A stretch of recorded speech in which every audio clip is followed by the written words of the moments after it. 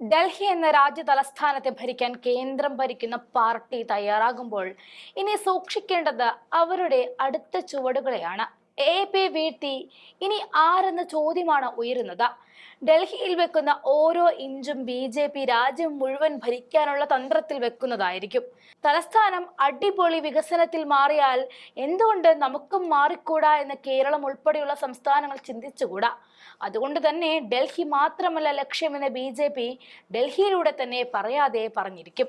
ഡൽഹിയിലെ അടുത്ത മുഖ്യമന്ത്രിയെ നിയമിക്കുന്നതിനെ കുറിച്ചുള്ള ചർച്ചകൾ പുരോഗമിക്കുമ്പോൾ, പുതിയ മന്ത്രിസഭയ്ക്ക് അന്തിമ രൂപം നൽകുമ്പോൾ, ആം ആദ്മി പാർട്ടിയുടെ ശക്തി കേന്ദ്രമായ പഞ്ചാബിലും തെരഞ്ഞെടുപ്പ് കാത്തിരിക്കുന്ന ബീഹാറിലും രാഷ്ട്രീയ സന്ദേശത്തിന്റെ ഭാഗമായിട്ട് 2 ഉപമുഖ്യമന്ത്രിമാരെ തിരഞ്ഞെടുക്കാൻ പോലും ബി തീരുമാനിച്ചിരിക്കാം.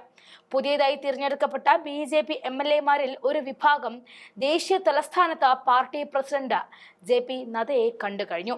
പ്രധാനമന്ത്രി നരേന്ദ്രമോദി ഫ്രാൻസിൽ നിന്നും US നിന്നും തിരിച്ചെത്തിയതിനു ശേഷം മാത്രമേ പുതിയ മന്ത്രിസഭയ്ക്ക് അന്തിമ രൂപം ലഭിക്കൂവെങ്കിലും 27 വർഷത്തിന് ശേഷം ദേശീയ തലസ്ഥാനത്ത് അധികാരം പിടിച്ചെടുക്കുന്നതിൽ വിജയിച്ച പാർട്ടി വിവിധ ഓപ്ഷനുകളെ കുറിച്ച് ചിന്തിക്കാൻ തുടങ്ങിയിട്ടുണ്ട്. ഒരു പൂർണ്ണ സംസ്ഥാനമല്ലെങ്കിലും ഡൽഹിയിലെ രാഷ്ട്രീയ സംഭവവികാസങ്ങൾ രാജ്യവ്യാപകമായിട്ട് പ്രതിഫലിക്കുന്നതായിട്ട് കാണപ്പെടുകയാണ്. കൂടാതെ മുഖ്യമന്ത്രിക്ക് 2 ഡെപ്യൂട്ടികളെ നിയമിക്കുന്നത് ബി സംബന്ധിച്ച നേട്ടങ്ങൾ ഏറെ ഉണ്ടാക്കും. പഞ്ചാബ് വളരെ കാലമായിട്ട് ബി ഒരു പ്രധാന ശക്തിയാണ്.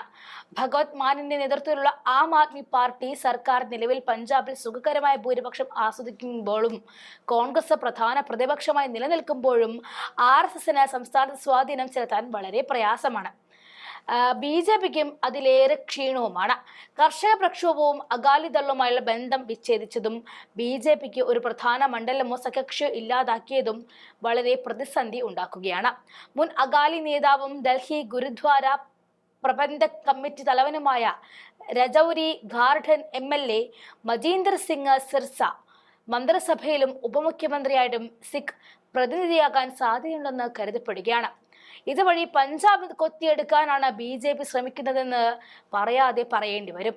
2025 ഡിസംബറിൽ നടക്കാനിരിക്കുന്ന ബീഹാർ നിയമസഭാ തെരഞ്ഞെടുപ്പ് മുന്നിൽ കണ്ട് ഒരു ഡെപ്യൂട്ടി നിയമിക്കുന്ന കാര്യവും ബി പരിഗണിച്ചേക്കാം.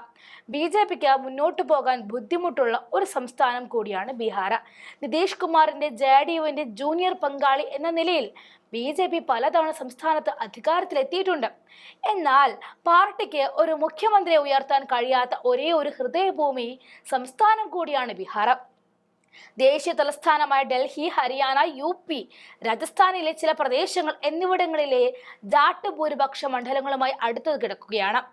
UPയിലെ ബി ചില പ്രമുഖ ജാട്ട് മുഖങ്ങൾ ലോക്സഭാ തെരഞ്ഞെടുപ്പിൽ പരാജയപ്പെട്ടതും ഇവിടെ ശ്രദ്ധേയമാണ്.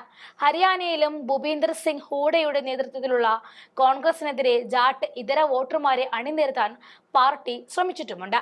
ഡൽഹിയിലെ മന്ത്രിസഭാ തെരഞ്ഞെടുപ്പിൽ അയൽ സംസ്ഥാനങ്ങളിലെ രാഷ്ട്രീയ സംസ്ഥാനങ്ങൾ സന്തുലിതമാക്കാൻ ബി ശ്രമിച്ചാൽ ന്യൂഡൽഹിയിൽ നിന്നും അരവിന്ദ് കെജ്രിവാളിനെ പരാജയപ്പെടുത്തിയ മുൻ MP പർവേഷ് വർമ്മ ആദ്യ 3 സംസ്ഥാനങ്ങൾക്കുള്ള ശക്തമായ മത്സരാർത്ഥിയായി ഉയർന്നു വരികയായിരുന്നു. 14 മുഖ്യമന്ത്രിമാരുടെ നിലവിലെ നിരയിൽ ബി ഒരു സ്ത്രീ മുഖവുമില്ല എന്നതുമാണ് ശ്രദ്ധേയം. പലവിധത്തിലും ഡൽഹിക്ക് ഒരു വനിതാ മുഖ്യമന്ത്രി എന്ന വാർത്തകളും പ്രചാരണത്തിലുണ്ട്. ഡൽഹിയിലെ ഈ അപാകത പരിഹരിക്കാൻ പാർട്ടി ആഗ്രഹിച്ചിരിക്കും എന്ന അഭ്യൂഹങ്ങളും ഇപ്പോൾ ശക്തമാവുകയാണ്.